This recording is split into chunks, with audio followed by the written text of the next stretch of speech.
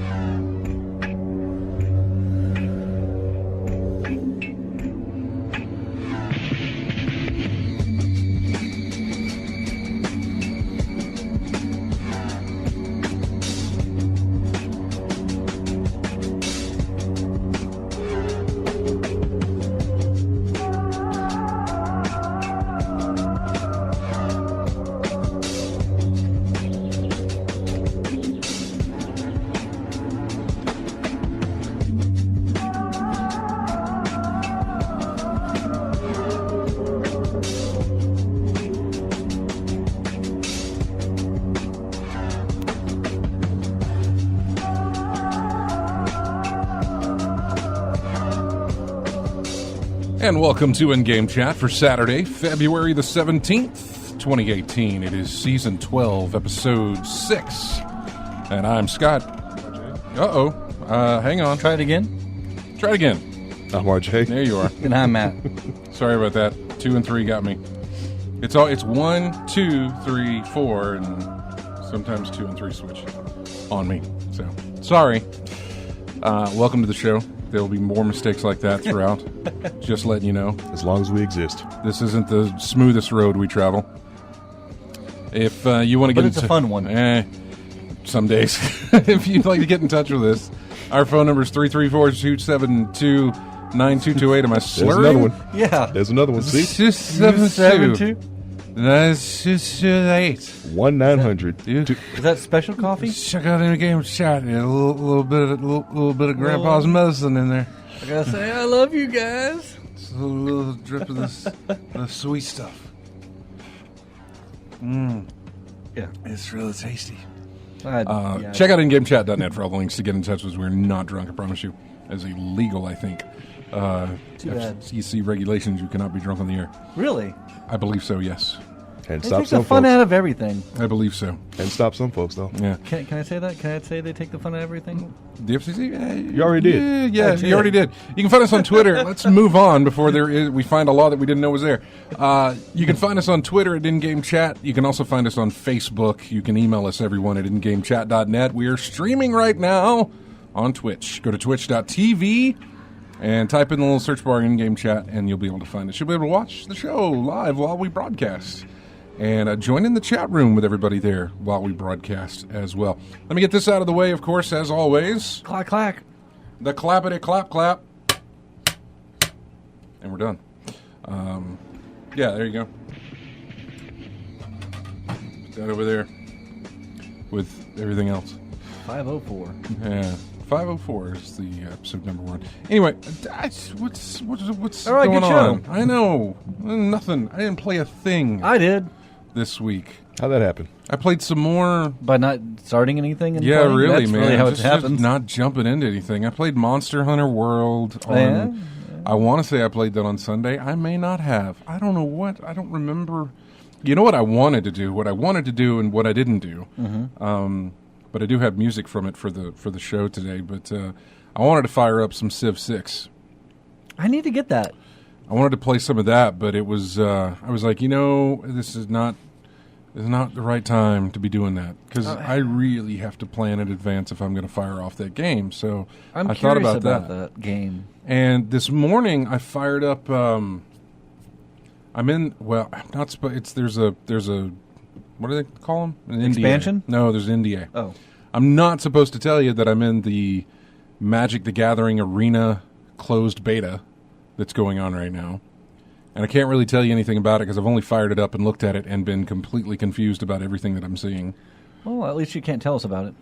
I can't. I can't tell you a thing. And that's not even because of the non-disclosure agreement. It's just because. I just don't know anything of what I'm looking at. When's the last time you played Magic the Gathering? I've never played Magic the Gathering. Never? Not even Never. in like college and back in the 90s? No. Oh. Nope. Did you not go to college? Did I just like call you out on that? No, I went to college. Okay, I wasn't sure. I mean, I went to UM up here, but I okay. didn't play Magic the Did you Gathering. like it there? At AUM? Yeah. I mean, yeah. All right. It's the one I got to go to it for free, so yes. Okay. I had a scholarship to that college, and that's where I went. That's nice. I also didn't have to live off of campus. I could stay at home. Saved even more money. So, yeah, I totally did that. See, the college I went to, just Huntington down the road, my roommate, actually, I knew from high school. Anyways, yeah, we played Magic the Gathering. Yeah. So that's where I got introduced into I know it. plenty of people that did, but... Then, like our card shop Visions, we'd go there. yeah. And I played Garbage Pail Kids. that was a game? No. Oh, But I collected those cards. oh yeah, of course. I played the Marvel card collection as well, not a game. Again, I never got into the trading card game other than playing cards. Okay. Outside of that, as far as gaming with cards, was never anything that I did. It was never... I don't know why. I wasn't really turned off by it or anything. I never looked at it and scoffed that it was beneath me or some stuff like that. I never did. I was like, that's pretty art on the cards, but I just That's never... where you left it? Pretty art? I never got into it. I never got into... I don't know that nobody ever sat me down and found the hook that here's what'll keep you coming back or anything. Nothing. I don't know how to play it. I played the Star Wars CCG as well. Yeah, I don't know how to play any of See, that I am stuff. curious about like the Munchkins CCG. Mm-hmm. I heard that's a lot of fun. Well, I don't know anything about... I really don't. Collectible card games. I am completely ignorant of the entire thing. Okay. So I have no idea. I looked at it today, and I had 27 packs to open that were one that were. I already had a collection of cards in the beta apparently, and then there was 27 packs I could open, and then there were 8 other different packs that I could open, and I started open packs, and it's like, here's these. I don't know, 7 or so cards. And then there was one card that you clicked and flipped over, and I guess that's supposed to be your big special card or something. But it did not relate to me as to how special it was. I do not know. And then when I scrolled through, I had sheets and sheets and sheets and sheets of cards in order to build a deck with. Mm-hmm. I understand that. You have to build a deck. But I had no idea where to start in building a deck. I had no idea what the cards mean. The cards are colored. I know that that's probably a great fast way for me to tell what I'm looking at quickly as far as that's a green one, that's a blue one, that's a red one, to tell me what all of these things do. And Granted, it's been decades, but I think that aligns with like Earth, water. Oh, it's fire, Captain Planet. Kind of. Okay. I don't know if there's a heart in there. All right. But I'm almost kind of curious, since you are such a neophyte to Magic the Gathering, about like... Well, what I was hoping was going to be in this thing like would... sort of fresh eyes. I know. What I was hoping would be there would be a fantastic tutorial. Nope. That's in the full release, not the... Right. It's probably going to be in the full release where they give you a nice tutorial of the thing. But in this beta, I could not find anything that gave me any kind of like, here's how you play the game. First, build your deck. You'll need this. There was nothing like that. Dumb it down for you, kind of? Oh, I need it dumbed down. Specific. Like Alabama levels? You open the pack, you take 2 fingers and pull open the cellophane. Step 1. Step 2. Don't eat card. Yeah, take out gum. No. I don't think they They don't come with gum, I know. Step 2, pull the cards out. Step 3, gently put the cards on the whatever. I need my hand held very, very majorly to do this, to figure out what's going on. I feel like once I catch on, it'll be fantastic and great, and I'll love it. I feel that way. I don't know that that'll happen, but I feel like that'll happen. You did Witcher 3, correct? Yeah, but I never played Gwent. Okay. Exactly what I was Because going Gwent with looked like, that's a little card game. I'll never figure this out. That's exactly where I was going with that. No, that was where I was with Gwent. I didn't play it either. Yeah. And there's some quests in it that I never finished because you had to get this Gwent deck, and I'm just like, I don't care. Yeah, so I fired that up this morning, and then when I got done with that, I also fired up the new game that I had that I really didn't know that I had. I remember backing it on Kickstarter, but that was in 2014. Which game? The game released this week. It's Kingdom Come Deliverance. I saw you. I saw you on Steam firing that up. Yeah, I went ahead and I backed it at the lowest point you could get it to get a digital copy. Okay, which I am was like eyeballing that game. $20. Really? Yeah, it's like $60. Yeah, I know. It's at $21. I got in early bird special type thing, and that was the lowest you could. It was like 15 pounds, but translated 21 bucks.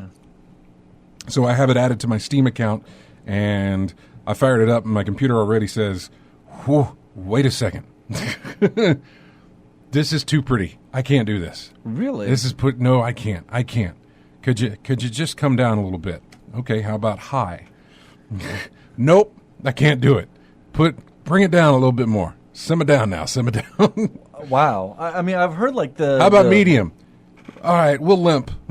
Because I heard about like the rendering for like the environment, the grass, and everything like that is like really better compared to like Skyrim and some of the other ones. Yeah. It's a pretty looking game, but I didn't get very far into it. I talked to my mother, and then I talked to my father, and then I escaped. I got out of the game because I knew the amount of time that this is going to take to put into it, to really, because you have dialogue choices, and based on your dialogue choices, you'll get different strengths and abilities and agility. Like if you respond to her, your mom asks you, "Hey, why were you out so late last night?" And so if you say, I was ransacking a castle. Well, ransacking a castle would increase your strength, But if you tell her that you were, I don't know, if you were in the bar having a chat, just long-winded discussion, that improves your speech ability to communicate with people and to sway them or whatever. So there's different tiers of dialogue that you pick in order to set your attributes. Your attributes, yeah. Strength and vitality and agility and speech and that sort of thing. So as I was going through, there was things I needed to consider, and I knew that I was not about to set out and start playing this game. So I just kind of clicked through some things just to get the game moving, so I could see a little bit more. And I got a father. There's a long conversation there with your dad, and once I tabbed through that conversation as fast as I could because I wanted to get out of there and escape, and so I got out of that game. So that's it. That's all I played, and a little bit of Professor Layton while I was sitting here waiting for you guys to show up. That's it. I was watching some video reviews of Kingdom. Kingdom Come. Yeah, and they're saying like the first like several hours is the tutorial. Just in one way or the other. Really? They said Okay. the tutorial was like pretty long. They said it's beautiful. It's different than Skyrim, where it's medieval, but it's not like fantasy medieval. Mm-hmm. That it's sort of like when you first get out of the world, you're going to get your butt handed to you. But by learning some stuff, you'll be like, yeah, I got this, and you could sort of take on some rogues or it's first stuff. person. I say first person shooter, but it's got Stabber. It's got the first person mode. Yeah. that you're in with. So I mean, I've heard some really interesting things. They said the dialogue does get a little long winded. Did you see? It was on. I think it was on Reddit. Did you see the script for the thing? No. Oh my God. Well, when you watch the video of it, because apparently there was a nice little behind the scenes video done. Like they printed out the entire script. All right. Of the game, and it's just stacks and stacks of papers. And then there's another stack of paper like, oh, here's the sheet music for everything. And then here's the music here's the dialogue for just cutscenes. So there's dialogue of like conversations that you're going to have, NPC characters, people you meet, all this other stuff. And I'm curious how that dialogue branched, because when I was talking with the mother, and she says, "Hey, what were you doing out last night?" And I said, what did I say? I think I said I was at the tavern. I was helping somebody forge some swords or something like that. It increased my strength. Well, then she had another question that was based on that. Okay, so it does branch off of that. I'm curious where that. Yeah, I'm curious how that branches off. So interesting. There's a lot to take in. Maybe that's why it took 4 years for it to come out. This is a deep RPG apparently that they're making here. Yeah. So. Yeah, I'm curious as to how it goes. Very, very realistic medieval RPG, apparently, is what I'm hearing. Yeah, when you're traveling around the world, your armor will actually get dirty and dusty. So when you walk into a new place, people look at you like you're kind of a mess. So you have to wash off and clean your armor off and everything. I mean, little things like that. So, like I said, I got my eye on this one. If it goes on a sale, like a good sale, then I might pick it up. What I what I'm glad that they didn't take into effect, which I'm good for realistic RPGs. I'm good for realistic The play. life expectancy is like 12 years. Well, I'm good for those up to a point. Yeah. And the point is, I think it's in We Happy Few. They do it, and a couple of other games where, hey, you need to eat. This, I hear it does have food and water. You know. Really? Like you're getting hungry, you need to eat? I think so. Oh, you're getting tired, you need to sleep? I think it does. I don't like that stuff. You don't like that? I don't like the micromanagement of It's yourself. like it was in Fallout New Vegas. I like that. Was it the extreme mode or hardcore or whatever? Extreme survival, hardcore, something Yeah. like that. Yeah, Well, that's fine if it's a mode that you can choose. That's one thing. That's But if completely that's just the different thing. default. completely optional. But I don't want that to be in my game proper. I You don't know. want that to be there where I have to, hey, go eat because you need food. If I need food for health, that's one thing. But if I need food constantly because my health is constantly deteriorating because I haven't fed myself or haven't slept or anything like that, then I don't like that It's stuff. like Gauntlet in the arcade Yeah, days. better go Yeah. drink some water because you're thirsty. So, yeah, I don't like that stuff. Rogue is hungry. Yeah. I do find, I mean, part of me is like, I kind of like it where you don't have infinite stamina for running. Because, you know, if it's going to be like that kind of RPG where you are medieval and it's not like a fantasy world, then, you know, you're going to be in armor and, yeah, you're not going to be able to run everywhere. Right. You know, so, but then when I start playing some of that game, sometimes I'm like, oh, I just want to run. I just want to get, you know, like you want that infinite stamina. So I'm at a toss-up on, you know, sometimes I like an idea. I guess it depends on the certain kind of game it is. Well, that covers what I played. All right. I mean, that is boom. That was it? Yeah, done. Trying to think. Oh, wait, I did fire up Peggle 2. Oh, wow. I was sitting in bed and there's my Xbox and I was looking through games that I own because I made sure I had split second during the games with gold, and I was like, oh, there's Peggle 2, so I jumped in. And apparently, so I went through and I was like, oh, what do I have left? And so I had a couple of levels in a trials section. Like when you beat a level, the trials part of it opens. And the trials has 10 different things in there that all are objective based. You have one shot, take out all these pegs. You have beat the level under this amount of score. Beat the level over this amount of score. Do these different tricks, all this different things. And they go through there. So I finished out one, and I got the achievement that I haven't gotten an achievement on that thing in forever. And then I went through to see how many more I had left, and I got to the final level, and the trials weren't unlocked for it. And I said, wait a second. And then I looked, and I was like, I haven't finished this game. There's still there's 10 levels in each. Mm-hmm. And once you finish those 10 levels, or 10 stages in each level, once you finish those stages, it unlocks the trials. And here I was sitting on 9 out of 10 for that final level. Oh, I bet that's going to drive you crazy. No, I finished it. I was Okay.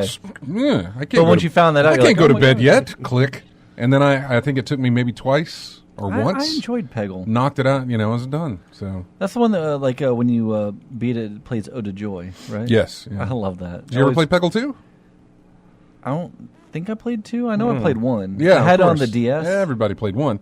But yeah, well, they also had it on the Xbox Live Arcade, Yeah. and then Peggle 2 was on the Xbox One. So I finally finished the game after owning it for God knows how many years now. But yeah, finally finished it up. Now I've got all the trials unlocked, and I can go back and do that. But that's it. I just didn't play a lot. Well, Didn't funny. play a lot You of said stuff. an old game that you fired back up. Yeah. Just as today, I was like, what do I want to play? What do I want to play? What did I So, see you playing? I saw you playing something. Sleeping Dogs. That's right.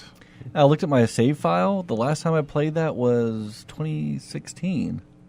So it's been a couple years since I played that. Yeah. And, man, once I got back into it, I was like, I forgot how much I really enjoy this game. It's a different look at sandboxes. Did you remember to drive on the left side of the road? Not at first. Then when I started running into everybody, I'm like, oh, yeah, I need to swap That's that another out. game I have that I have not played. It's, I'm really, I think I'm going to continue with that a little bit more. Yeah. I don't mind going back in my backlog, but yeah, that one's been a lot of fun. So I've been playing that like a couple hours today, just really enjoying it. They had a new elusive target, and I took them out. Good job. It was, I think I saw you tweet about that. it was the twins in Yeah. Sapienza, You tweeted about that. Yeah, it's great because two guys look identical because they're identical twins, obviously, but only one of them, your target, has a watch, like a nice old gold watch and everything. So apparently, some people are like shooting the wrong twin, and so they'll tweet out to IO Interactive and be like, "Oh, I got the wrong guy," and if you shoot the wrong person, you fail the mission. I was about to ask if it's an instant fail. Oh, it is. If you shoot the wrong person, yeah. And once with the elusive target, once you fail, it's forever fail. Mm-hmm. So I'm just watching these two guys. I have a sniper rifle ready and just watching them, just trying to figure out which one's which. And finally, the guy sat down by the ice cream parlor. I don't know if you ever played the game or not. No. Oh, it's so much fun. I mean, I really, really can't express how wonderful that game is. Mm-hmm. But there's an ice cream parlor out in Sapienza, in the fictional Italy town, and he sits down, and I look at both of the twins. I'm trying to all right, eeny, meeny. I was about to eeny, meeny, miny, moe it kind of a thing. Right. And then one of them crossed their arms, and I saw the watch. I was like, oh, there he is. So I just bam, took my shot. Got him, dropped the sniper rifle, just walked out the door, and that was a lot of fun. I was like, once you beat an elusive target, you feel like, oh yeah, it's that rush because it is that high stress. If I get this wrong, if I die, then it's over. You just can't replay. You never get another shot at it. So, exactly. And there's some that I really liked that, but I messed up and. That's forever like a blemish when I look at my track record. It's fail, and I'm like, oh man. I did some more contracts, that they have, and escalations. Those are a lot of fun. Mm-hmm. It's like a 5-level escalation where be like, get this target. So you do it anyway. Any weapon, any outfit. All right, so you shoot them. Then the next level is it escalates. So it'd be like, get this target, but here's a modifier. You could only be in this outfit. So then you do that. Then get this target and this target with this modifier. And then it just keeps on building upon that. And some, by the time you get to the last modifier, some of them are really crazy. Mm-hmm. One of them is you have to do it with a pistol, but the pistol has to be equipped at all times. And if it gives you 7 seconds, and if you take it out of your inventory, or if you hide it for longer than 7 seconds, then you fail. But when you're running around with a pistol, people obviously see that, and they start freaking out. So you have to run a little bit, have it, and then unequip it, run a little bit, pull it out. It's this constant juggling back and forth of equipping, unequipping your gun. Do you at least have a timer that tells you when it 7 does? seconds? Yeah, it'll pop up and start counting down. You gotta count down. Good. The one I did is I had to be.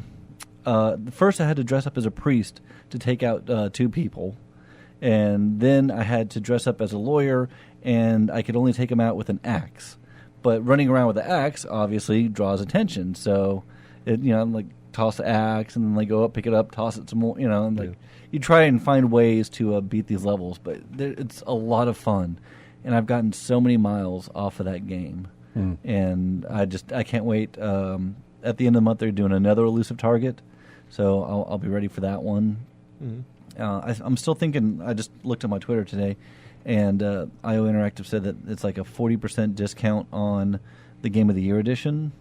So I'm thinking I might pick that up because it has a whole nother level or episode in that.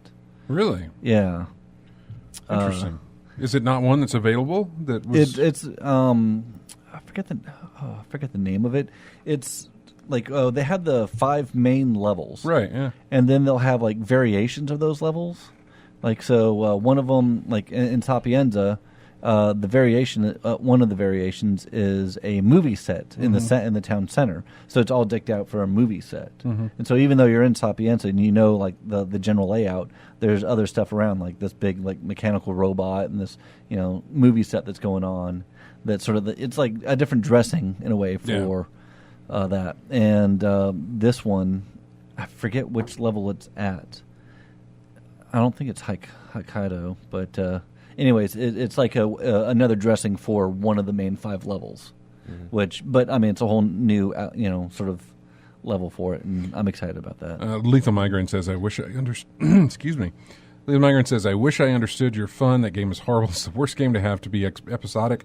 It needs a story in the worst way." Lethal Migraine. I disagree. Yeah, well, I kind of agreed with him at the beginning of this. Yeah? It wasn't until I had the game that... I disagree about it. No. It was until I had the game that I understood that I regretted the fact that I waited until it was all released before I got it, because there was no overarching like storyline. Was there? There wasn't anything that took you from it. Yeah, it was just a scenario after scenario after scenario. Yeah. Whereas I was thinking this was going to be like Absolution, like an episodic type story where you'll get this one this month, and then next month you'll get chapter 2.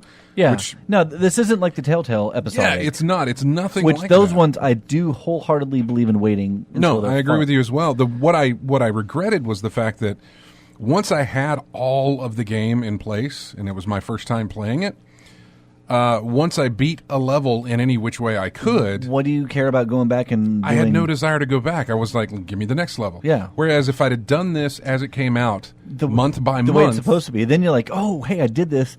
Let me try these objectives. I'd beat it that way, then I would have tried the other objectives because there was nothing else tempting me. And I didn't do that. And that's what I loved that. about it, because that's when...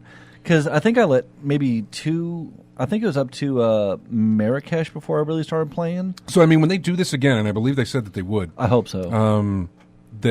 I'll start doing it that way just for the fact that... Because I really understood exactly the fun that you did get out of this, because I realized the fun that I had missed once I had all the levels. And, I mean, you still can. There's nothing stopping you. You can, but it's very... It's very difficult to want to play the same thing when you've got something brand new waiting for you. And I don't even mean game. I just mean a brand new level, brand new scenery, brand new target, brand new objectives. Yeah, because in the game, once you go through and, like, say you finish out Paris, which is like the first real level, not the training level, then while you're waiting for Sapienza to unlock, you could get like the master class. And so you go back through and you try, hey, let me try this. Here's some objectives, and you try and gain your XP. And by doing that, it unlocks different weapons, different tools, and different stuff you could use. And those, you could go forth in the future levels. And you're like, hey, now I could have this exploding rubber duck, which could be a lot. That's when you really get to play around, because you've already beat the level. Then it's time to play. Because like the first time through, you're like, oh, at least the way I played, I was all serious about, all right, how am I going to get this? Let me try and silent assassin as much as possible. Right. Sometimes that's just, it just, your best laid plans just go haywire, and you're like just shooting every last thing and making a run for the exit. But, I try every time to go through and get like the best silent assassin score.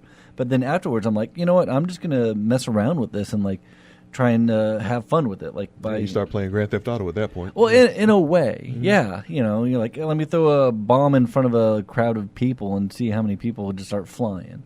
Or let me, get a pool that electrocutes people and see how many people can push into it. Or just various little things. And that's when you start having fun. And then, like, they have, like I said, with the elusive targets, that adds another layer of it. Then they have just regular contracts that you could do, or your friends could actually set up.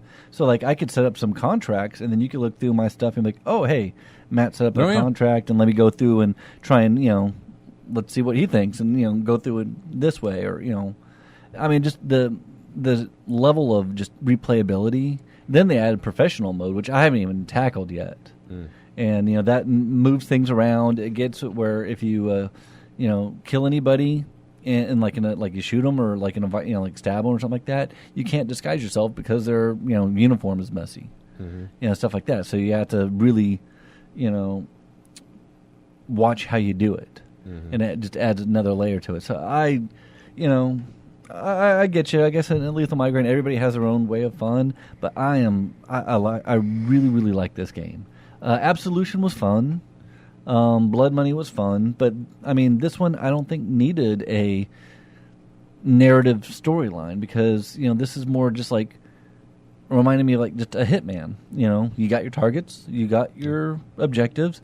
I don't need like the and Absolution was the story of redemption. You got to go through and avenge and blah blah blah. It sounds like just here's a job, go do it in the best way possible. Yeah, this is more just of that. Yeah. So and you got leaderboards in this game too, like they do. Who did the quickest, and your friends, and so you can go up against friends. I think like Gersnort's been beating me on a lot of them, I believe, and just other stuff. So I really have enjoyed this game. No. Did you play anything? We got to go to a break. Did you play anything else? More Ghost Recon. I reached tier 5, so I got the gun that I was looking for. Played some more X-Wing Alliance, and that was a lot of fun. And I forget what Shadow of Colossus, but we can get to that we can after talk the about break. that.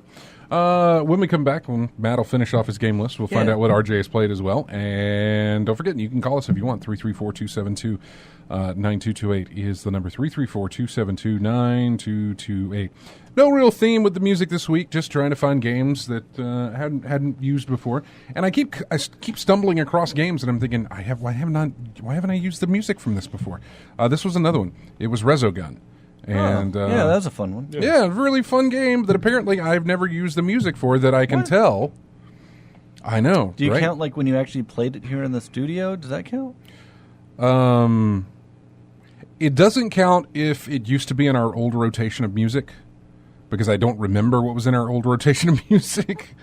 But I do go back and look through last year, because you got to think, we play 7 songs per episode. Right. And we had 49 some odd episodes last year. So that's a good number of songs that were used. And the fact that we have not repeated anything, with the exception, I think, of Shadow of the Colossus last week, we did repeat that just because of the re-release of the remastered version or whatever. But I didn't use the same track. Obviously, I used something different. So it's very interesting. So this is from Resogun. It's the main title there. We will be back with more of In-Game Chat right after this.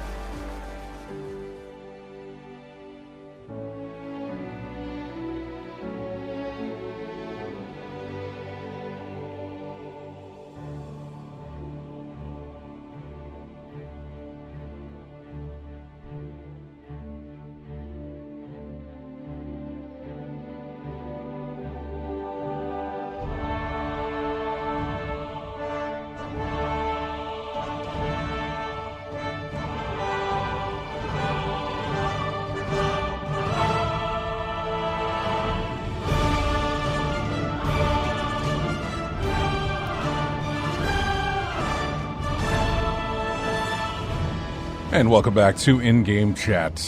I'm Scott, along with RJ and Matt.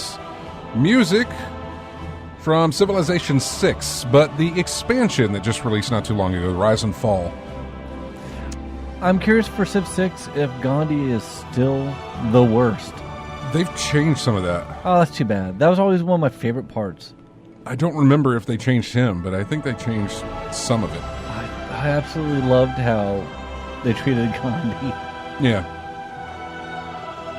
Did you ever hear about that, RJ? No, I never played any of the Civ games either. Like the different characters, like they have historical characters, Right. and they have aggression meters, right? Mm-hmm. And so they wanted to set Gandhi at like 0, because it's Gandhi, Yeah. right? but somehow pacifism. Yeah. So, but he's supposed to be like the least aggressive. right. But somehow in the coding, from my understanding, it cycled back around. Like where it was the most aggressive. So someone hit that minus arrow one time too many. Something like that. And so like he was the most aggressive. So if you're playing up against Gandhi, before you know it, he's launching nukes at you. Like he's just straight up just like, and they left it in because it's funny. I mean, Gandhi being the most aggressive person in the game. I love that.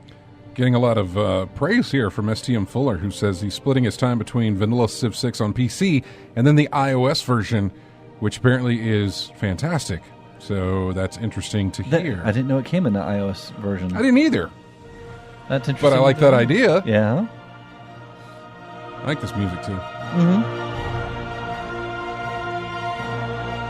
Sounds very Olympic-ish. So, anyway, welcome back to the show. The Rise and Fall is the expansion, and I'm still playing. Well, I haven't even started Civ 6. I've had Civ 6 since I probably got it on some deal off the back of a truck type thing that we normally try and grab, and I haven't really played hardly any of it at all. So that's usually how it works for me. They seem to go pretty quick there. Civ 4, Civ 5, boom, Civ 6. Yeah. Whenever they announced Civ 6, I thought, wait. Civ 5 was just did Civ 5. And so I thought it was I honestly thought it was kind of soon, because I thought, wait a second. I mean, there's not much in Civ that you can change up too much. Like, you can improve some looks, but when they went from 4 to 5, that was a big improvement. And I really didn't think you could change the looks of it from 5 to 6. But they did apparently tweak some gameplay mechanics and things like that. So I don't know. We'll see. I'll probably fire up a game tomorrow. Okay.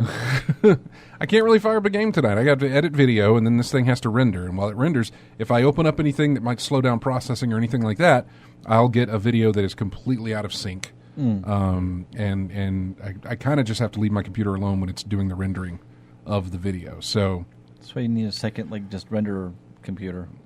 Yeah, something like that. Maybe not. It's fine. What I've got is fine. But it means I just can't really touch the computer until it's done with the render process. So depending on how fast I can get everything edited and get that going, I could start a game tonight, or might just start one tomorrow. I don't know. Anyway, back to the games that you were playing. Yes. So, real quick, I got this program called Voice Attack. I don't know if you ever heard of it. No. It's where you could like type in like phrases or words or whatever, and then like you speak into your microphone and it executes a command. And so I've been using that with X-Wing Alliance, and it's a lot of fun. So I'll be like flying my X-Wing or T-65 or Headhunter, or just whatever aircraft around, the YT-1300, and I'll be like, squadron form up on me.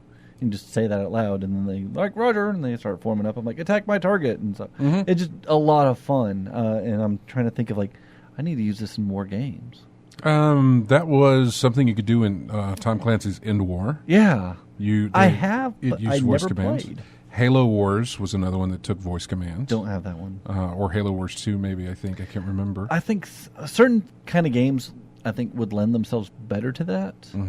Like the Silent Hunter sub-games or stuff like that. One of the Ghost Recon games on Xbox 360 used that as well, and I can't remember which one it was. It could have been advanced. It could have been the first one that came with the system. I didn't say came with it, but like it was one of the launch games with the system, and I thought it had something. And I mean, it wasn't very.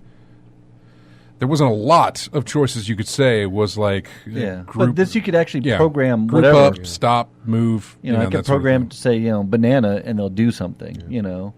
Just tangential real quick. May have been a Rainbow Six actually. The Rainbow Six Vegas thing that allowed you to like take a picture of your face and put it on your character. More games need to do that nowadays.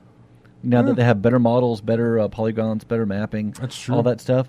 I would love to have like a Ghost Recon or a Far Cry 5 where you could actually create your character and like take pictures of my face and then put it on there so that way like I could be running around Montana with like. I think one of the MLB the shows You're right. tried that. Yeah. before. You're right. They did that once. More now, I mean, like that came out in what Maybe 14. 07 or so. What, Rainbow Six? Yeah, Rainbow Six Vegas. Rainbow Six Vegas. That was like around 07, 06. And like this is like a full decade later. Why don't we see this more? May not have worked a lot because I think it worked fine. I think the only game I've had that had voice commands on there was it was 2006. Binary Okay. Domain. Platinum Games had a voice command option in there. Okay, like squad commands. I got that for free from. If you go to makewarnotlove.com, they're doing the special promotion or blah, blah, blah. But yeah, that was one of the free games that I got from that this week. Yeah. A few days ago. But good game too. Playing through X-Wing with like the voice command, a lot of fun. I'm like telling the nav computer, select that nav, jump to hyper. I mean, like all the different commands, because I got my flight stick. So whatever I don't have mapped to my flight stick, I'm sitting there like yelling like a madman to my TV, So that's a lot of fun. But Shadow of the Colossus. Yeah, I haven't started it. I have it, obviously, but I haven't started it. I know it's a PS2 game. Did you pick up the collector's edition or just the regular edition? Just the digital, actually. Oh, you got the digital. Okay. Yeah. So, the PS2 game, re-released on the PS3 as like a remaster, so to speak. It was a combo. They did a combo of Colossus and Ico, yeah. Which I've heard people call it Ico, I don't know, whatever. I'm going to say Ico. I played Ico on that for the PS3. Yeah, because I got the combo edition. Played Ico, beat that.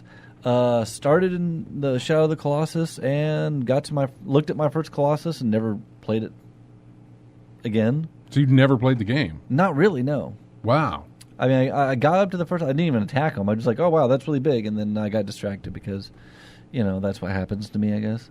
So now I'm like, all right, let me try it again, and like, man, this thing's beautiful for one. They really, I mean, from the ground up, this is like redone, and it looks fantastic. The photo mode is actually kind of neat, so you get like pause photo mode, look around, take pictures and stuff. But I've already taken out 2 Colossus or Colossi, and I'm on the. Did you ever play it? Oh no, I played it. Yeah. Okay, the not third the remaster, one but I played with it. like where you had to like climb up the little like spiral thing in the water, and the guy had a big sword. I have not played it since it released in 2005. Okay. But yeah, the guy with the big old sword that's on this like sort of like out in the water on this big pillar, and like you had to climb up the sword. That's where I'm at right now. But the controls I think are a little bit better, although I'm still trying to get used to the horse.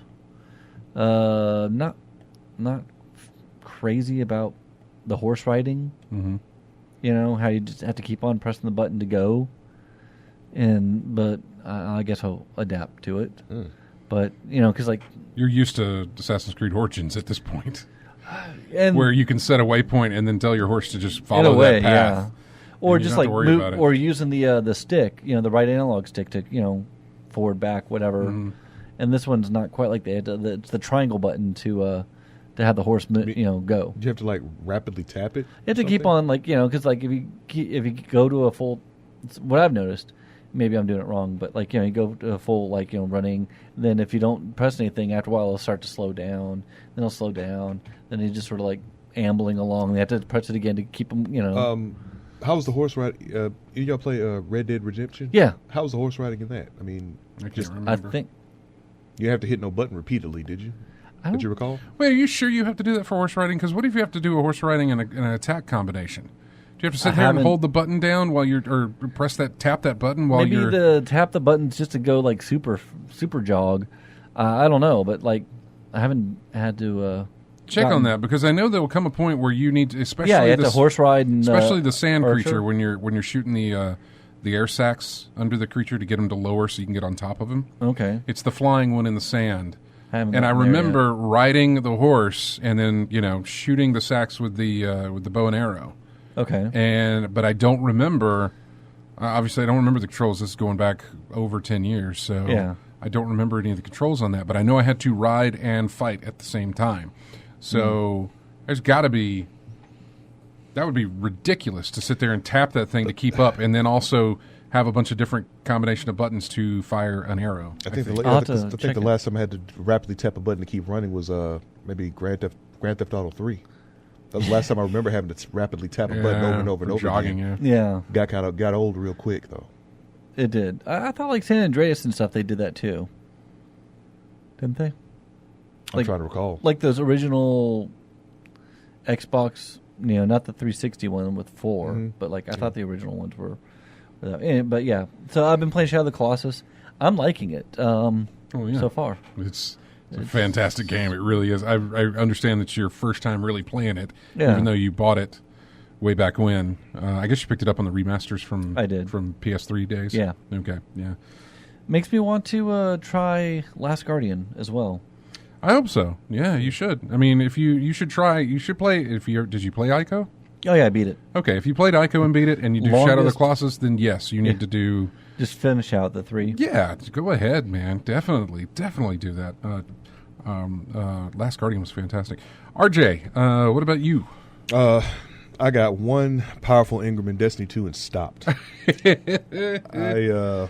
I am so done with that game yeah, for a while. Yeah, I think that's the last one I'll pick up unless I'm in for the DLC when it releases in May, and I'll jump back in then. But I don't think I'm coming back for a while. Yeah, so I stopped playing that for a minute, and then I played another session of Disc Jam.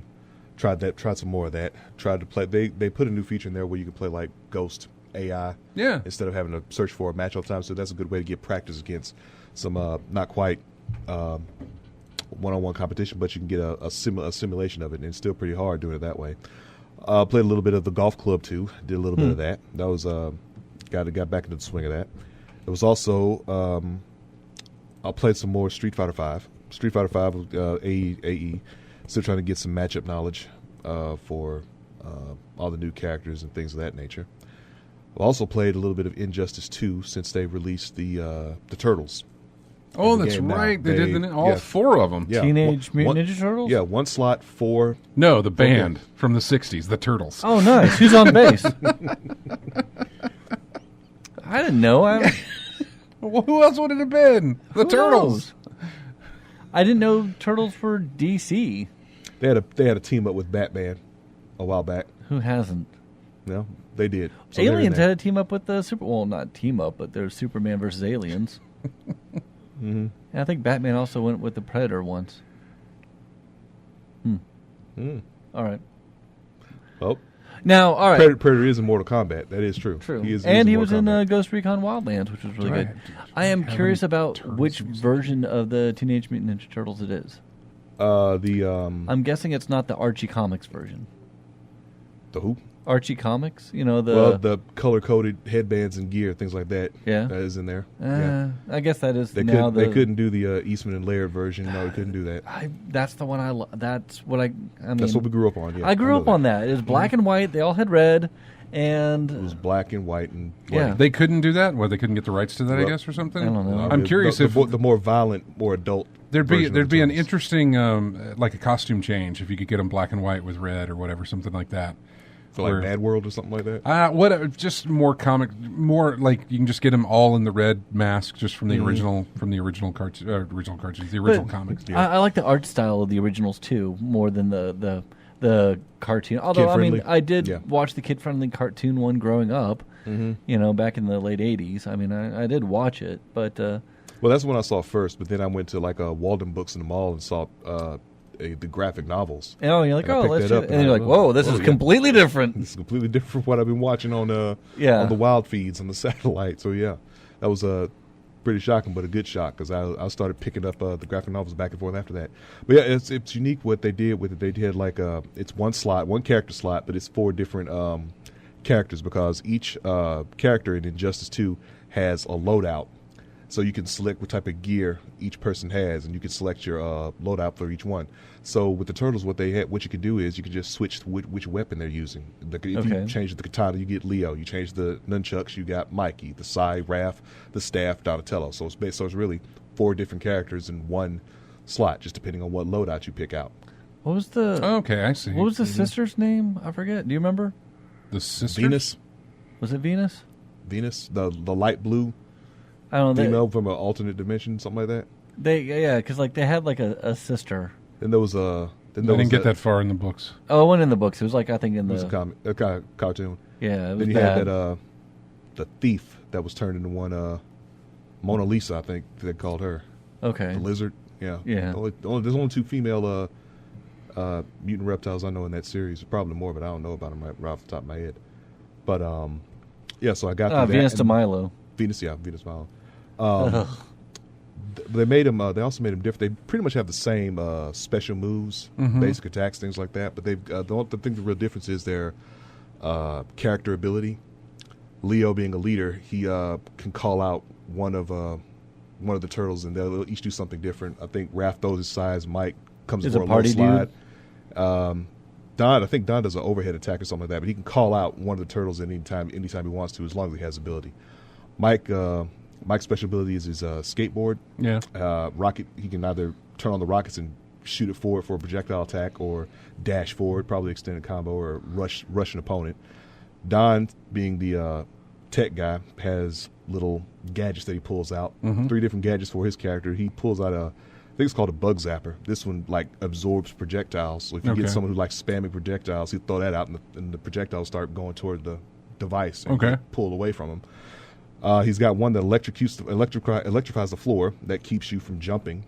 Then he pulls out another one that keeps you close, it pulls you in like a vortex. Okay. So he can keep you from basically keeping you from running away. Raph, being angry, he gets himself hyped up. So the more he gets himself angry and hyped up, he gets more more power in his skills, so he can do more damage that way. But yeah, it's really nice what they did with that. I like how they implemented it. Implemented it pretty well. And outside of that, other than that, I played Monster Hunter World. Oh, how is that? Hey, welcome. Welcome to the club thing. Yeah. Welcome to the squad. Squad. Yeah, well, that's what it's called. It's called Squads. Squads. Yeah. I've never played a Monster Hunter game. I knew about it. Nor had I. Never played it. And the first thing I'm thinking about this game, man, does this game need a manual? Because all those little tips and things that comes out, not a strat guide. No, I'm not getting me wrong, not a strat guide. I mean a manual, just something I could flip through easily, find the answers I'm looking for, and be done with that. Instead of having to go through menu after menu after menu trying to find out what I'm looking for. At first it seemed to be a little much to take in, really, because there's so much different aspects to the game that of course I wasn't familiar with at all. Man. So there's a whole bunch of stuff that I had to look through and get through and things like that. I mean, going through the intro and things like that, first picking your weapon to go through all that, and I'm like, okay, just had this big selection of stuff to go through, having to look at a little mini movie for each one. And me playing Dark Souls all this time, I'm like, oh, they have shields with some, so I started gravitating towards that, and ended up picking the lance at first. But then I saw there was not a lot of variation in its attack, so I said, no, let's go for something else. I ended up picking the gun lance. Okay. So I did that, and I started. Now you have to craft ammo and stuff. You can craft different kinds of ammo. Yeah. For right now, I'm just still working with the infinite stuff, the normal one. Yeah. So right now, I'm just going to work with that. Just taking it slow and steady for the time being. That's why when I started playing, I didn't go to any of the online stuff, any of the join party stuff like that. I just want to get a real feel for all the things that you have to do, all the things you have to know how to do, really. So I'm going to try to get a feel for it before I start jumping into the online or group aspect of things. I don't want to be the one messing everything up because I don't know what I'm doing. I want to know what I'm doing first before I start getting into that. Okay, no, that's totally legit. You're more than welcome. I didn't know you were playing it, but now that I know you're playing it, that's great. We'll get you. Spigot is the squad leader, so he'll have to send you an invite to get you into the squad. But we'll get you in there. You can join multiple different squads and switch anytime you want to. Yeah, it says something about 8 or something. Yeah, depending on who's on. Like maybe if more people are on the squad, nobody's in this one, you can switch over and jump into that one and help them out, or they can help you out, or you can always fire up a flare if there's anything going wrong when you're playing, and you'll have people come in and help you. And you don't have to talk to them or anything like that. Everybody knows what to do when they come in. They're going after whatever monster it is you're looking for. Yeah. So, it's... Just see how far I got. It was the I forget the name of it. It was like the wyvern that shoots poison. That's the one I just took out recently. in the some with a P. I don't remember. It was a double name, Pua. If Drunk Degenerates was on, he would know. Oh, Pukey Pukey or whatever? Something like that. The Puke? Yeah. The Puke? The purple, the one that spews up. Or the poison Puck is probably what it is. It's like PUK or something. Yeah, that was the first monster. It's like a poisonous chicken or something. I don't remember what it is. Yeah, it flies away, it spits poison, it's annoying, and it was the first monster that actually made me faint. Yep. So yeah, I had to go back and take him out. That's fantastic. Glad you're doing that. All right, we're going to take a break. When we come back, we'll hit some of the news that came on. We'll talk about Monster Hunter World. It reached a milestone this past week, and other things that happened during the week as well. We'll go over those. We'll take your calls if you have any. You can give us a call. 334-272-9228 is the number. Going into the break here with music from, and again, surprised I never used this. We've talked about the game before, but Metro 2033. This track is called Don't Forget, and we'll be back right after this.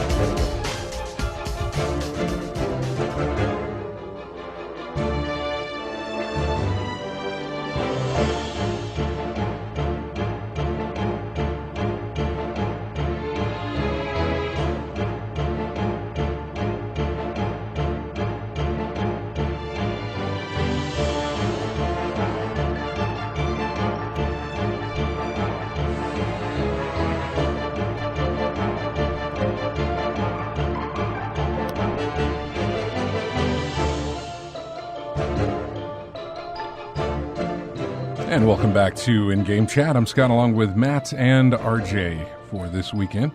Matt back from a week away. Yep. And this is music from the sequel that I didn't like so much. The first game I loved to death. And I should probably go back and play it, I think.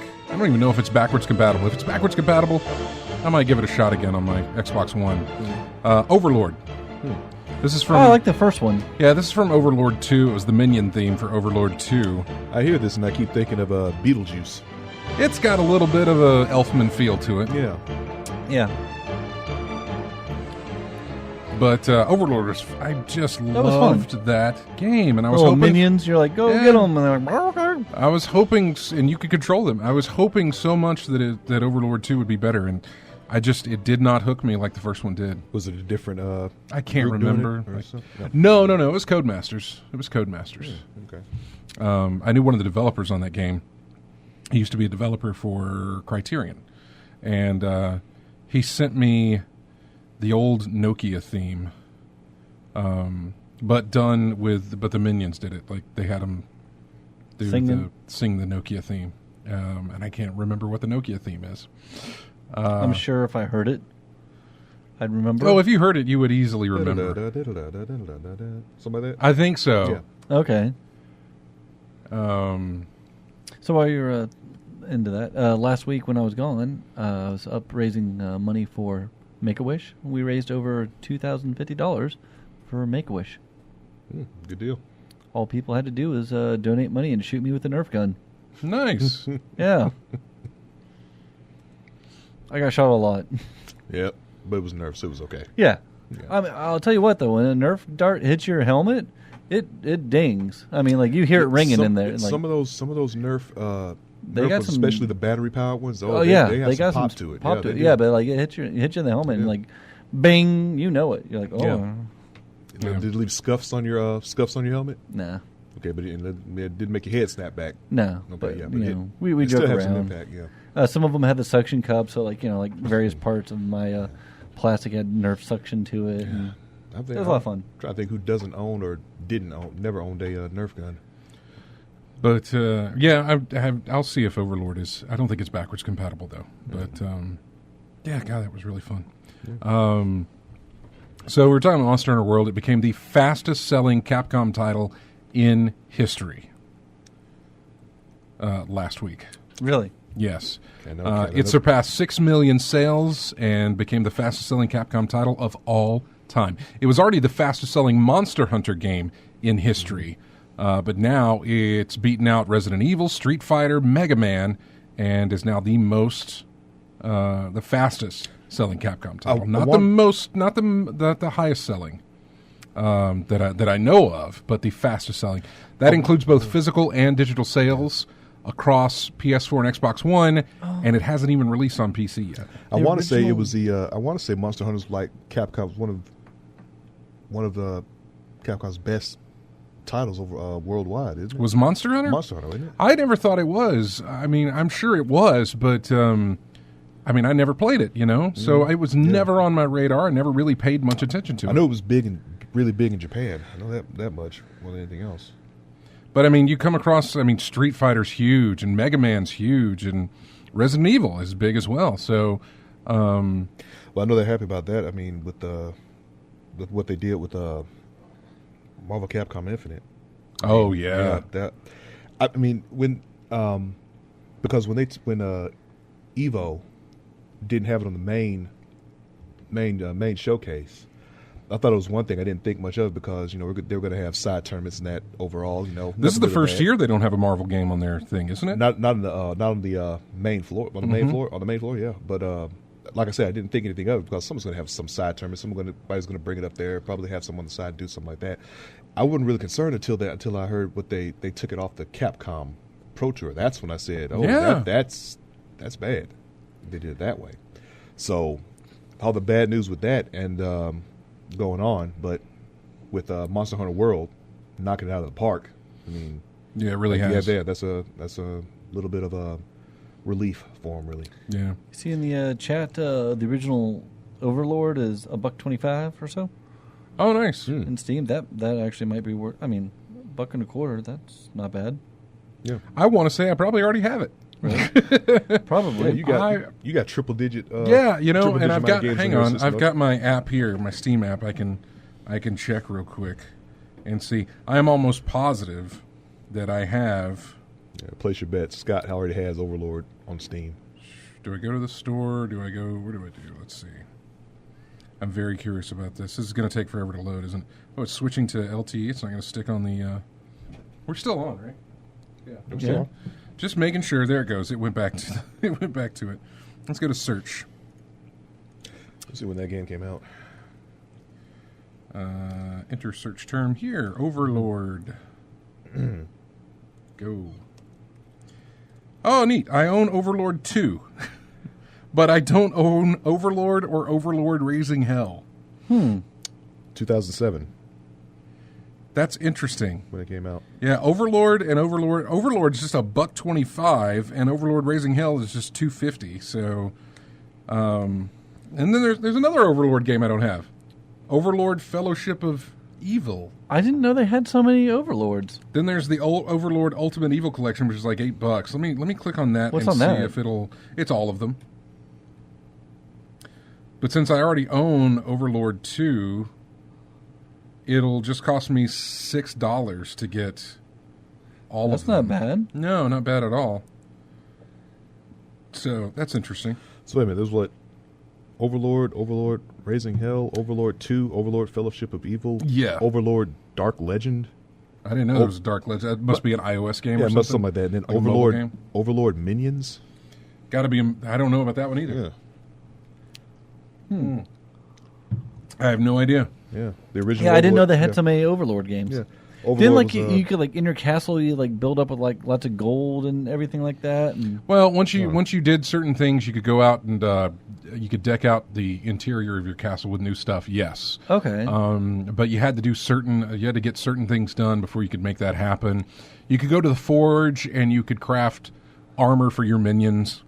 And didn't they, like, have, like, a pumpkin head? Like, if you're out in the field and they, like... Yes, there was a pumpkin head as well. Yeah. And it was really a lot of fun to play that. So. It's like Minions was a DS game, puzzle action. Type Very of, likely. thing. What is it? Really Lethal Migraine? Overlord Fellowship of Evil is $23 on Xbox One? That can't be right. Which one? Fellowship of Evil.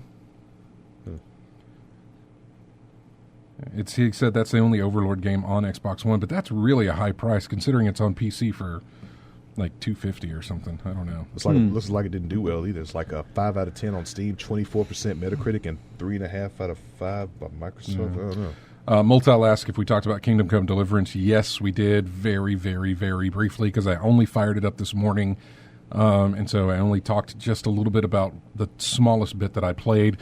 Going back into sales rankings again, in 2 days that game hit 500,000 sales. Wow. Kingdom Come Deliverance.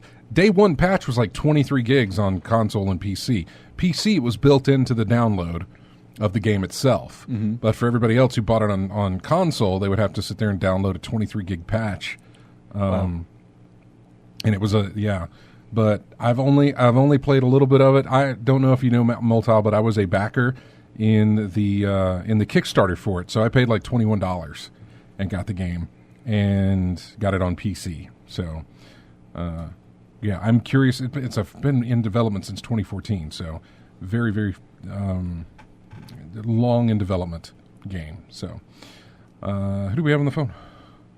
Chris. That's Chris. Let's go to the phones and talk to Chris. Hey, Chris. What's going on, y'all? Not much. Talking sales figures, really. Uh-huh. What's going on with you? Love and Secret of Mana remake. That's right. Okay, yeah, that came out. Secret of Mana remake came out. You're right. And y'all played that in the past. I know you hadn't, Scott, but any of the rest of you, like RJ, have y'all played it? Oh, Matt, you did a long time ago. The original. Yeah, the original. Yeah. Well, if you love the original, I've heard all the different stories about, they didn't like the no lip sync into the voiceovers with the characters. They just have no muscle movement, open, and, it's like they're really speaking, just have an expression. But it doesn't bother me, and I'm absolutely loving it, and they increased the difficulty a good bit on it, and I haven't had my characters die this much in the upper lands when you go to the different forests where the different seasons. Yeah. Those suckers are rabid, and they come after you like crazy. My characters were dying left and right, and I was in the mid-20s.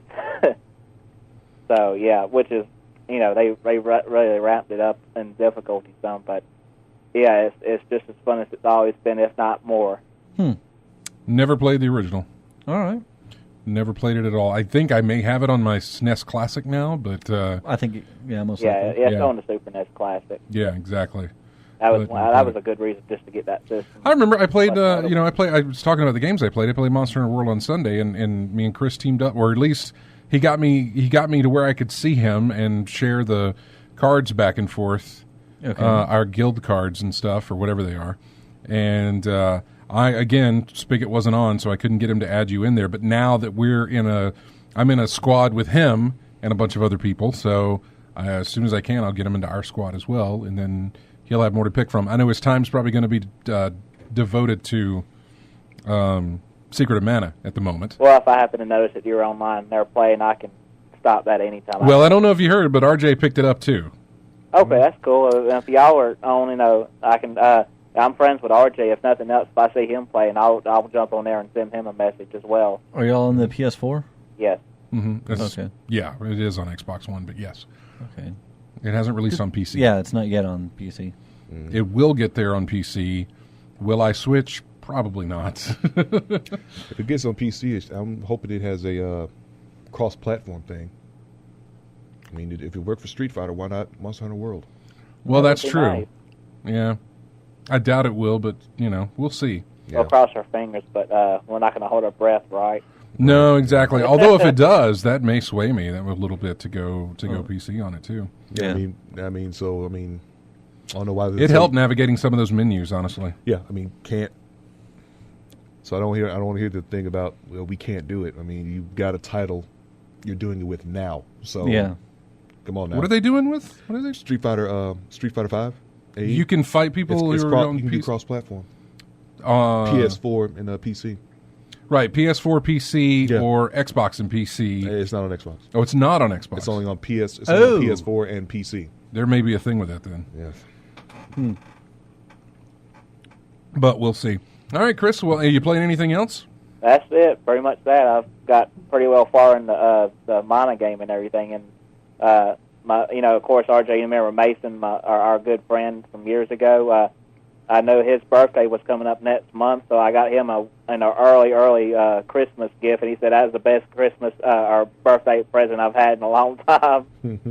So he's been enjoying it too, and complaining, hell, I don't remember it being this hard ever. Yeah, they ramped it up on the difficulty, so he's been enjoying it like me, and I've seen several of my other friends have picked it up and started playing it too. So, yeah. Any old fans out there listening, if you're having any thoughts about it, trust me, just go ahead and get it.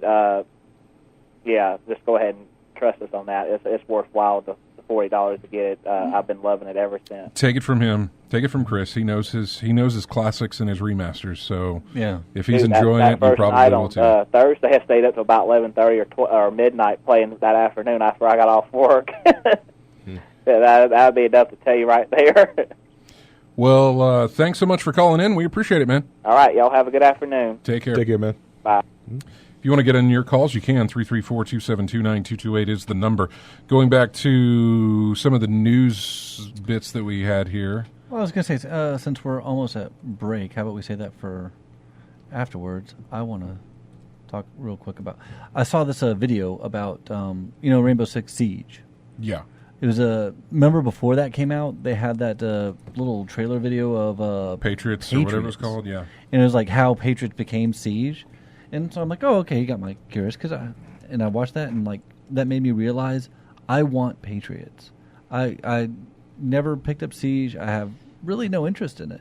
I don't necessarily have zero interest in Siege, but if it was a thing where a lot of us said, okay, we're going to make a concerted effort to pick up this game and play it, I'd be into it, because that is a strictly... It's straight up just nothing but co-op game. Yeah, you've got to have a squad. I hate that term, but you've got to have a team, and you've got to communicate well with your team, and you got to go through that. So I mean, if we were going to do something like that, we'd have to do it as a group for me to do that. That's not something I'm just going to go out there and pick up and start playing on my own. Yeah. I really want some teamwork and some people who are playing it. I totally forgot. I saw the Patriots video when it came out years ago. Mm-hmm. And then, just sort of brush out from my mind because we never got the game. But then, when it was going through, I was, remembering, this actually is, really compelling. I thought they were getting a lot of flack for the story because it focused on domestic terrorism instead of being international terrorism. Mm-hmm. But, that goes back to the original Tom Clancy book, Rainbow Six, in a way. And I don't know. I was I think that would be an interesting storyline or subject to touch upon. They didn't stop the development of that because of the storyline or the controversy. They didn't. But that was part of from what the video was saying. The team was well, we'd rather do more with the destructive engine. Mm-hmm. The engine that they're using was the Assassin's Creed engine, which didn't really They were having a lot of troubles with first person in that and some other stuff. So they once they swapped the engine and focus, and there's a lot of just different steps along the way to make it, that game, it was kind of in development hell for a while. Yeah. Mm-hmm. But I don't know that idea of and yes, Moltile, that's the video, but that idea of domestic terrorism and everything I thought was interesting. Blurring the lines between the Rainbow Team and people who call themselves patriots trying to retake their government and stuff like that. And just, I would find that dynamic kind of an interesting one to explore. Maybe depends on how they explored it. Yeah, I never really. I don't put too much. It's not that I don't put too much faith in the game developers for telling that sort of story, but the stories told in most of the Tom Clancy games, as far as the Rainbow Six series is concerned, and even the Ghost Recon series, even maybe the Splinter Cell series too. On some of those, they've never really gotten anything. The only thing they've ever gotten right is the gameplay of it, not necessarily the story. Yeah. You know what I'm saying? They really haven't delivered. What's the best part about Rainbow Six Vegas was us playing together and doing our thing. What's the best part about Ghost Recon was us joining up and playing together and doing our thing. The best part about Splinter Cell was kind of although the Splinter Cell was more story based, I think, than the Rainbow. It was, and it started out okay in the beginning, but then it got very bad after that. And it was one of the first times that you were playing a realistic stealth thing not in the same vein as like Metal Gear and stuff like that. It was a more tactical type thing. I mean, the original Rainbow Six that came out, I think, 96? No, 96. Anyways, like Spear. What is it called? No, that was the second one, Rogue Spear. Rogue Spear, yeah. But it was just Rainbow Six. Yeah. I mean, that was basically inspired by the book, and a lot of the story missions were done from the book. But how well did they convey that? I thought they did a pretty good job on it. I never played it. I don't know. I really enjoyed it. It was tough. I was going based on the games that I played of Ghost Recon, the games that I played of Rainbow Six Vegas and Vegas 2. I mean, that was way more story. And the Splinter Cell series. In my opinion, story, based, because it is sort of following the narrative of the book of bioterrorism and stuff like that. But I mean, it was a tough game. I mean, that was like one of the very first ones where it was the tactical shooter where... Oh, yeah, 2 bullets, you're dead. 1 bullet, you're dead. Yeah, 1 bullet, you're dead. Depending on what it is, yeah. They smell your, aftershave. I remember I rented Rogue Spear from Blockbuster. Oh, wow. To play on a friend of mine's PlayStation that he kept at my house. And I played just a little bit of it before I was like, nope. I noped out of it very fast, just for the fact that it was... I couldn't peek around a corner without dying, and I thought, no, this is no fun for me. But really, the more I played games at the time and the more I came to enjoy them, that sort of realistic shooter thing was very big, especially going back to the SWAT days and stuff like that. So, oh yeah, I miss SWAT too. That's a series I would love to see come back. I would like that as well. But we have to take a break. When we come back, we will have more of the news that was into the week and your phone calls. If you'd like to give us a call, 334-272-9228 is the number. We're going into a break here. Again, I mentioned Peggle 2 from just picking it up, just laying in bed one night. There it is on my console, and I was like, let's see. So I started playing some of it, doing the challenge modes and stuff, and I really enjoyed the music in there. This is Luna's theme from Peggle 2, and it seems like all of the characters' themes are variations on classical pieces. And this is a variation on In the Hall of the Mountain King. It is where this one love comes that in. song. But you won't really hear that until halfway, even if I get all... This is a 5-minute track, and I'm not playing all 5 minutes. So if we get there, you'll hear it. If not, trust me, it's there when you listen to it. We'll be back with more of In-Game Chat after this.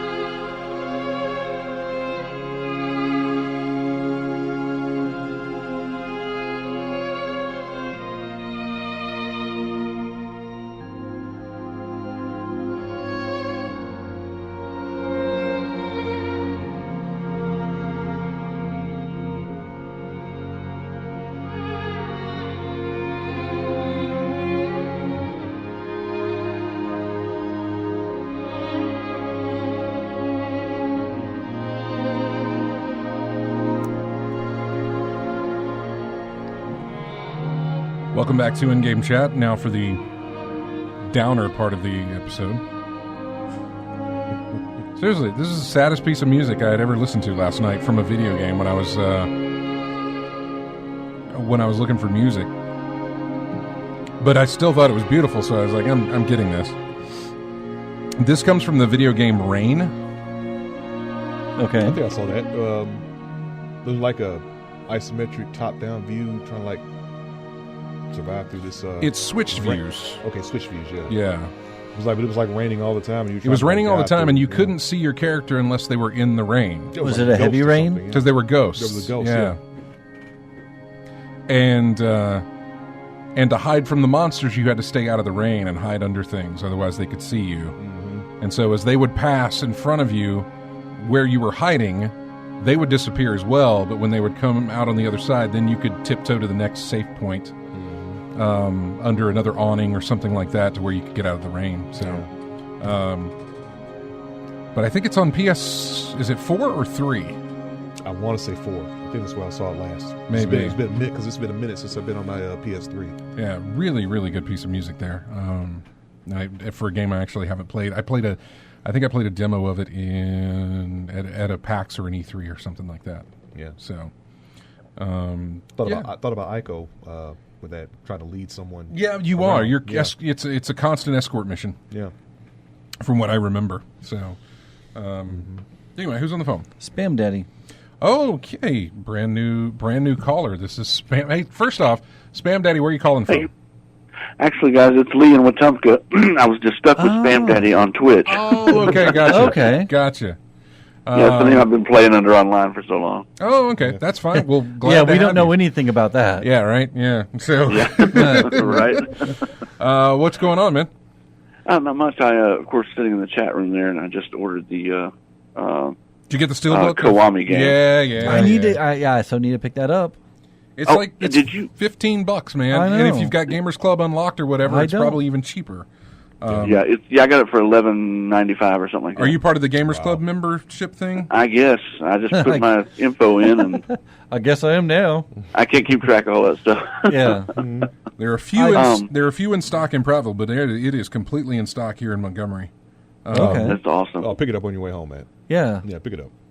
Yeah, I got mine scheduled to pick up in Prattville. I played 3, and I really, really enjoyed it. Mm-hmm. Yeah, it was a fun game. You know, get lost in that world, and so when I heard about 6 coming out, I'm like, I need to. I need to order. I need to get that because I want to get and 0. It really is an open world game too. Yeah, I want to get 0. I want to get Kiwami, and then I want to get 6. Yeah. Especially if you're not familiar with the Yakuza series, 0 and Kiwami is a really good introduction to starting point. Yeah, definitely. Mm-hmm. Scott, did you? We were talking about retro games, and I've been on a retro kick lately. I just got my Raspberry Pi up and running and transferred my collection of ROMs. Nice. Do you have? Are you running RetroPie? Yes. Okay, yeah, that's what I have mine running as. Yeah, I love it. I'm glad you have yours up and going. I knew one of you guys had one going. Oh yeah, it's the best way to do it.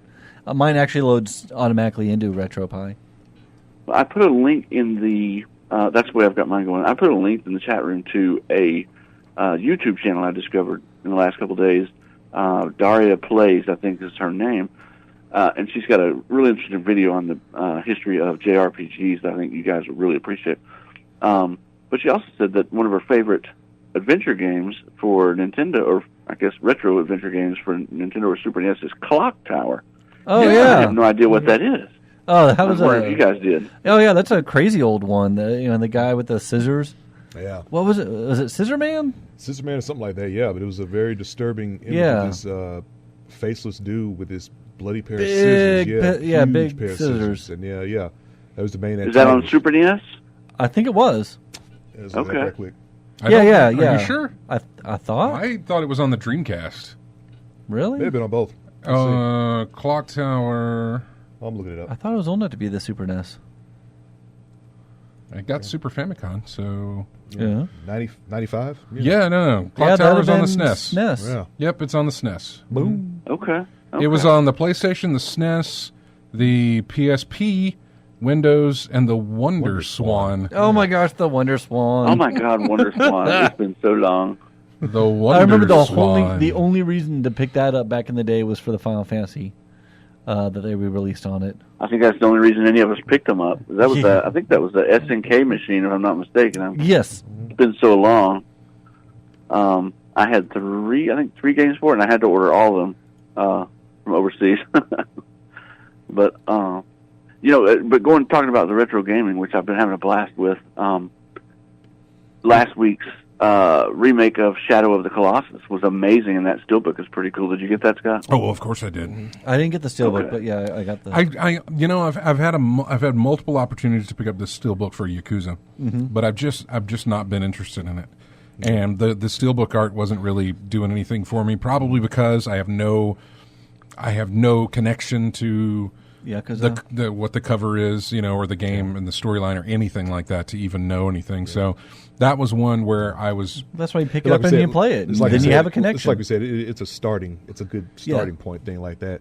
But yeah, and also like you said, it was like it is a time consuming game. You're going to be in there a lot. Because I've said in the chat room earlier, it's like you got a whole bunch of side missions to do. There's a lot of things to keep you. There's a lot of stuff to keep you occupied in that game. And that's exactly a great point, because it's one of those games. It's so open to me. I don't know. I'm just not that big of a fan of Grand Theft Auto.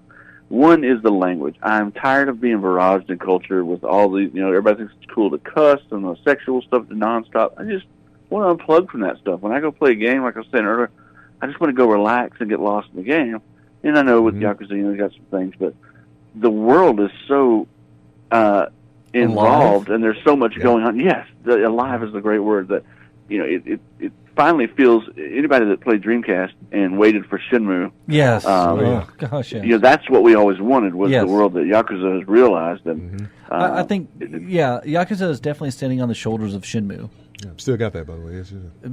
And I've backed 3. Yeah. I have Shenmue was great. Quick question for you, Lee. Since you're in the retro kick, do you like retro adventure games, like the old point-and-click games? Oh gosh, yes, and even the ones like Deja Vu and Shadowgate. I mean, that's what I started on, and then got into Maniac Mansions and Quest for Glories and all that. Here comes the LucasArts pitch. You know me. Yeah. I don't know if it.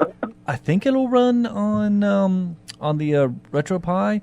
But Scum VM, do you have that? I have to check my library. Scum was an abbreviation of something, wasn't it? The script creation unit for Maniac Mansion. Okay, yeah. It's the engine that LucasArts ran. If you go to and it's the Scum engine virtual machine. If you go to like Scum VM, their website, you could get that. Like totally for free, and I believe they even have links for the different Scum games, like Maniac Mansion, Day of the Tentacle, The Dig, all the way up to Curse of Monkey Island, and even other stuff like Beneath the Steel Sky will run on it. And what about stuff like Full Throttle? Yeah, that's on there. Holy crap! What's the actual website? Scum VM. ScumVM.com? Yes. Oh, okay. I believe it should be .com. I mean, throw it in the chat room. Go find it and find it and throw it in the chat room so you can click the link. I put it on my my tablet and also on my Vita back in I think it was the PSP back in the day. But I put it on my my tablet and everything. Mm-hmm. And so when I was off gallivanting around the world, I would have my you can put it on your phone, whatever. Multal threw it in the in the chat .org. room. Yeah, it's .org. He put it in the chat room, so you can just click on the link. But so I didn't feel bad for downloading the the ROMs of the games because I still have those on disc, of course. But my collection up until I was huge. I mean, I've told y'all before. I had everything from the early. I forget the name of the system. I'm drawing a complete blank. I got it after the fact, obviously, but it was a Magnavox system that came out like 1978. That was my first retro system I bought, and I bought it in the 90s. Mm-hmm. But I had everything from Atari 2600 up until PlayStation 2, literally everything. Neo Geo, Wonder Swan, Pockets, you name it. Jaguars, Lynxes. So when my son was born, we had to do a nursery, and the deductible on the insurance was like $1,200, so I sold my entire collection to a gaming store. And I had all those systems and like 860 games, and but it was for my son, and I wouldn't play it anyway. I can tell you that, with a new kid and new wife and all that. But so I mean, I've owned all these games, and I ran into a guy who had a game store, and we became friends. And for our birthday, he gives me 6 DVDs with retro games and gaming music. Like, if y'all want, I got 15,000 video game songs. I'd be glad to give you. That it's all stuff that he went to conventions, but he compiled them. He took them all off slowly and put them so he would have them massed on one collection. But he gave them all to me, and that's the stuff I still have. And of course, I've still got old cards and whatnot. But I will. If you could use the music, I'd be glad to give you the music. Yeah, definitely. And one topic you mentioned was sales records, and I thought this was interesting. It's I got a buddy of mine that works for the government and for a gaming company. Oh. And he goes to a lot of the conferences, and I had no idea. I'm going to paste a link that he sent me. I was quite shocked to learn what was in this list of, I think it's top 50 selling games of all time. Of course, we know Tetris. Yeah, Tetris. Had hundreds of millions of sales, like 180, 150 million, something like that. Yeah. But Minecraft is not far behind now. Yeah, no, Minecraft will eventually outpace it. Probably so. It's the Tetris for the age, I think. I think Grand Theft Auto. I think you're exactly right. I think Minecraft is the Tetris of this generation. And beyond. This will be their Tetris. And I mean, I think Tetris, just because it came bundled with the Game Boy. Yeah, and they found something that was a very simple mechanic that was fun to play, and just it was addictive. You could easily sit down and do it. And Minecraft has the same thing, and I think you're going to find that since it's on platform after platform after platform, everything, I mean, it's everywhere, that I think you will find that the sales of that will increase, and this will be what they'll be considered their Tetris. Yeah. Well, one thing about Minecraft, and I find myself going back to it, just playing it for the heck of it, and just the fact that you have things like redstone in there, and that there's always something different added. But anybody who's ever taken, I don't care if it's 1 block or 10 blocks. 1 block of Legos would suck, but if you had 10 blocks of Legos, I got 1 Lego. That'd be the one you step on with no shoes on. Exactly. Oh, it always gets you. Oh. But if you had Legos, and most people have had plans for the Legos, Mega Blocks, whatever, you can relate immediately to Minecraft, and I think it's just idiot-proof. You can put it down for somebody, and even if they don't play video games, it's next fantastic. thing you know, they're trying to imagine what to build. Well, that's why it's sitting at number 2, most sales of all time. It is really why that's why it's at number 2. Number 4 is Wii Sports. Isn't that amazing? Yeah, because it came with the Wii, and it came with the Wii. Yeah, I know. Yeah, and that's a cheat on something. I think that's cheat on Tetris, Wii Sports, and Super Mario. I was going to say, what about Super Mario, or even the original, or Super Mario Land? I mean, World, because that came with the SNES. Right. Super Mario World is number 5, but Super Mario World is number 6. Yeah, Mario World is at 28. Oh, okay.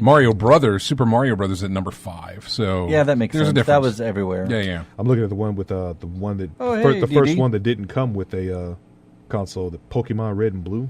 Yeah, that's a top selling one that didn't come with a console. They went out and bought that one. Yeah. Hey guys, I'm going to get off here and listen, but I have one last question. Yeah, go ahead. Okay. If you had to pick one, and if you can't pick one, if you can go 2 or 3, that's fine. Monkey I Island. would love to know what your favorite. Okay, let's say favorite 3 retro games of all time are. Oh, okay.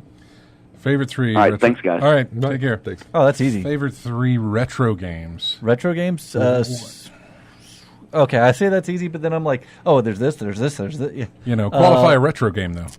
I would say retro game would be anything that's... Because it's weird for us. How many generations back? Right, see, but if you come up here and ask Nate what his retro game is... It'd be like 360? It would... Well, it would be more recent than what we would be accustomed to. Yeah. Legend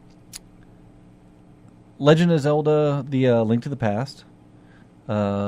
Curse of Monkey Island, and just for change of genres, TIE Fighter. Okay. RJ, anything on yours? The original Sonic the Hedgehog. Good one. Dig Dug. Oh, that. I still classic. play it every now and then. I still play it to this day, and I want to say Virtua Fighter 2, because the jump from 1 to 2, the visual jump that it had and the impact it had on me, it was really good. So I'd say those 3.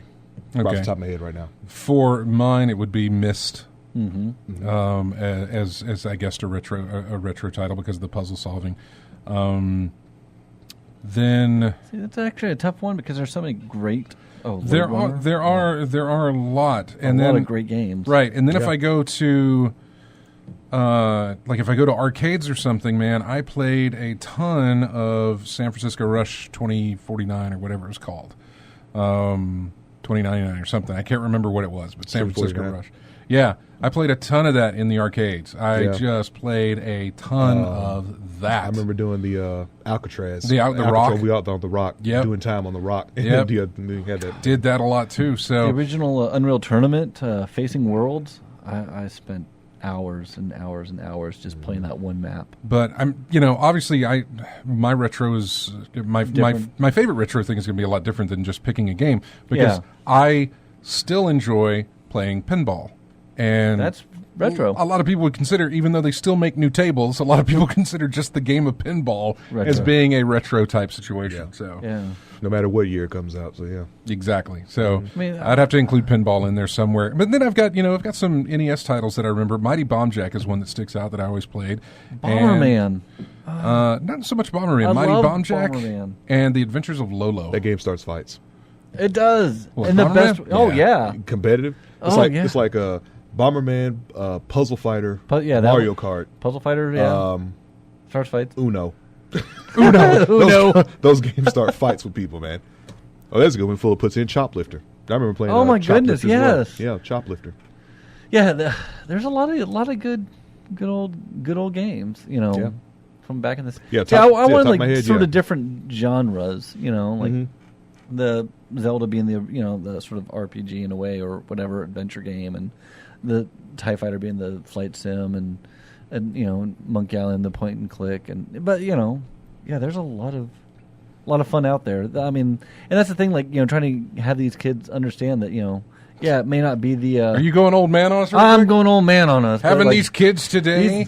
Apple II. Yep, I had 2GS, but have them understand that the graphics could be really bad, but the original Fallout, it's hard to look on the eyes, but some of these older games are just a lot of fun. Some of these older games, they didn't have the graphical pop that they have, but the game nowadays was still fun. I mean, back in the day, they were like, "Wow, this is." I mean, that initial jump from no 3D to 3D, I remember that. The first time I had to get the Voodoo card just to play Shadows of the Empire, and just looking for games that were in 3D rendered, and not having many of those. The original Doom, or Quake, there's just. I like where we're at now, but I also like how we got here. Yeah. Well, that is going to wrap things up for us. We are done. Thanks, everybody, for joining us in the chat room, as well as everybody listening on the stream and on the radio as well. Thanks to everybody who grabs us each week from iTunes and however you get our show for later use. Thank you, Chris. Thank you, Lee, for calling in today. We really appreciate it. Go to ingamechat.net. Join us on Twitter, Facebook, our YouTube channel. Subscribe to that. You're watching us on Twitch. Subscribe there if you'd like to as well.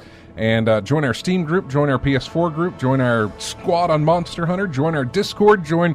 I don't know, everything that we've got things. Just join up with us if you'd like to. We'd love to have you. Thanks, everybody. Have a great week, and we will see you next Saturday. Music from Kingdom Come Deliverance. We'll see you next Saturday.